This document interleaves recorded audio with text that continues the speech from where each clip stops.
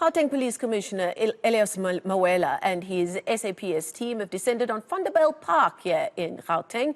It's part of the ongoing Kae Molao operations aimed at cracking down on crime and lawlessness in all of the communities and suburbs that make up Johannesburg. Our reporter Heidi Giokos is monitoring the latest campaign for us, and she joins us now from Vanderbijlpark. We've come to the end of festive season, back to regular programming, as it were. How's it looking in Vanderbijlpark on this Saturday night, Heidi?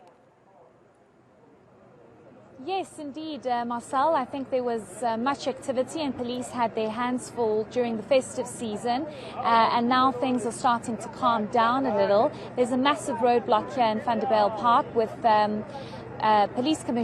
Provincial Police Commissioner Elias Mawela, and of course other law enforcement to make sure that citizens are abiding the law.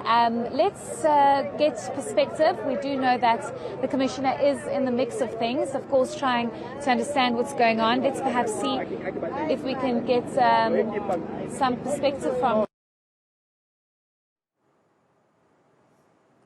Unfortunately, seems we've lost our connection to Heidi there. Let's try and go back to Heidi. Heidi, we lost our connection to you there shortly. You're back with us. Operation here in Vanderbijl. Why Vanderbijl? Everybody would say it's so far out. Why specifically Vanderbijl? You know, Vanderbijl is far out, but it's a problematic policing precinct. Make no mistake. You know, they are having two universities here, the Vaal University and the Northwest University. Attracts a lot of students, even outside the province they come here. And where there is youth, it attracts also the drug dealers. They come, they target them. Again, we see a lot of liquor outlets. Why? Because they are targeting the very same children so that they can come and dance. So there's a lot of illegal taverns and shebeens. Over and above that, we have seen that crimes such as robbery aggravating, it went extremely high, followed by the property-related crime, especially burglaries in businesses, burglaries in residents. So it is a problematic in that sense. So we decided that we must come here and then come and strengthen the arm of the station commander.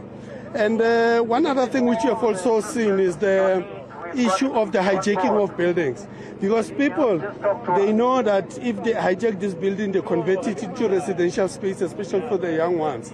You find the owners, they come, they complain, my building is taken over and so forth by those mafias. So those are the things which we are attended to in Vanderbijl. So will you be moving into other areas? I know there's this massive roadblock here now, which is common practice for Kae Molao, but will you be moving into those areas where you say there are issues of drugs and occupation of buildings, illegal occupation of these buildings? Yes, definitely. It's one of our focus areas for tonight. There is also a famous suburb here, very problematic. It's growing every day. Influx of undocumented person, lot of liquor outlet there, and the crime there, especially serious and violent crime, is very high in that space. So we'll also go into that space, saturate that space, and then we'll also go to those the residential areas of the students and so forth, to try and deal with those drug peddlers who are operating in that space. Can you give us an indication of how many arrests have been made so far? I know you've just started in the last hour or so. And what seems to be the problem? Is it drunk driving? What is the most common thing that's happening here? Yeah, usually, actually as a norm, with Kae Molao, we start with the detective raiding for those wanted suspects. Because in Gauteng, you know, the repeat offenders, there are many. There are many. When I started 2019, I think in our database we were having over 800 wanted or repeat offenders. These people, they don't go to court, and they just keep on committing crime. So that is why you hear me continuously talk about this arrest by the detectives, because we must work on that list. From yesterday until now, they've managed to arrest 847 of those, of which is good for me. I'm happy about that. And in this roadblock, yes, we have just arrested one person for drink and driving and 16 undocumented persons. We have just started now, but you can see there's a lot of those. Take into consideration, we're having also Botswana here. I'm in Lesotho, next door Lesotho. So there's a lot of those. There's also a lot of undocumented persons, especially from the Far East, who are running a lot of spaza shops and so forth, and they are dealing with counterfeit goods, of which is a problem here. Illicit cigarette. Hence you see that we also have customs with us here. So they also focus on those particular things. So these are the challenges of this area, but we are ready for tonight. I just want to ask you a question. You touched on the fact that there's a list and the detectives are out looking, especially when they are common offenders. But what happens in an instant, Commissioner, when they are undocumented and they move into homes and they harass communities, they murder, they rape? That is a problem. And for somebody that's a victim of that, what are you doing as the Commissioner? I know it's difficult because they're not documented and they're not on the system. But somebody that's watching, that's been a victim of this, what do you do about that? Yeah, you see, we use other investigative aids like DNA touch, lifting of fingerprints in the crime scene. And once we have uplifted those, we load it in a DNA database, which we are currently building, and is building very nicely for us. So for each and everything we are getting in the crime scene, we deposit it there. And then as we do the stop and search, as we are, raiding and whatever, you also see the system there, which we have there. The PVA system, you see there on the screen there. Yeah. We take people, we test their fingerprints and so forth there.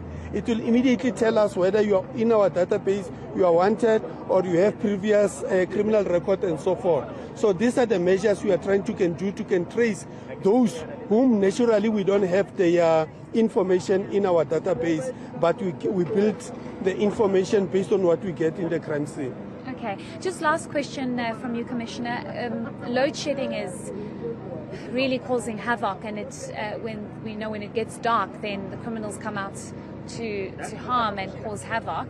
I'm sure you are stressed about this, and you're probably trying to deploy more boots on the ground. We do know that the Department of Community Safety in the province is trying to hire about 6,000 safety wardens. They will probably be assisting you. What are you doing about this? I know you can't do much about load shedding, but just probably trying to redeploy more resources. Yeah. Firstly, we are excited with the intervention of the provincial government. Those 6,000 definitive, there will be a force multiplier to us because they will be ward-based, meaning that for each and every ward in the province, there will be a group of individuals. I think at a given 10 plus minus 70, if I'm not mistaken, they will be deployed there. They will be our eyes and ears, and at the same time, they will also be in the position to can arrest if a person commits an offense in their presence, and be in the position to can activate backup either from the police or other law enforcement agencies like your metros. So to us, we think that it's a force multiplier. It will assist us. It will also increase visibility. It will bring confidence. Even those people who are the victims of crime, maybe they are afraid to can go to the police station, they'll be able to can talk to those individuals there and raise their plight and so forth, and there will be some intervention. I've completely run out of time, but I have to ask you one last question. There's a huge issue with substations and vandalism and theft at substations. Are you looking at trying to assist security companies? I know that the MMC for infrastructure, Michael Sun, is trying his best to get more protection at these substations, but that's vandalism and theft, and it's impacting and it's exacerbating the load shedding. Are you looking into assisting there or not really? Yes, we have established what we call it the essential infrastructure task teams. We have established it with all, and it's a multidisciplinary teams. JNPD is part of it. We have subs members, we have securities from ESCOM, we have securities from what is that power, whatever, what is this? City Power. We have people whom we are working, they are participating. And we have divided Gauteng into 30 hotspot areas according to the regions. 30 hotspot areas. So each region is having a task team which is operating 24/7 to respond and also to can patrol around those infrastructure installations, essential infrastructure installations. Okay, thank you. you so much. Thank you for your time. That is the Provincial Police Commissioner, Elias Mawela, just giving us an update on their operation here this evening in Vanderbijl, but also a number of other issues such as load shedding. And I think it was important to ask him about the protection around substations, because we've been seeing constant vandalism and theft, and City Power has been inundated with that, further exacerbating the rolling blackouts that we had been experiencing. But as the Commissioner says, they are ready, they have their boots on the ground, and they are trying their very best to eliminate the high rate of crime that we have been seeing in the province. Well, that's our reporter Heidi Giokos coming to us live there from the latest stop on the Kae Molao campaign tonight there in Vanderbijlpark. Never a dull moment in Johannesburg.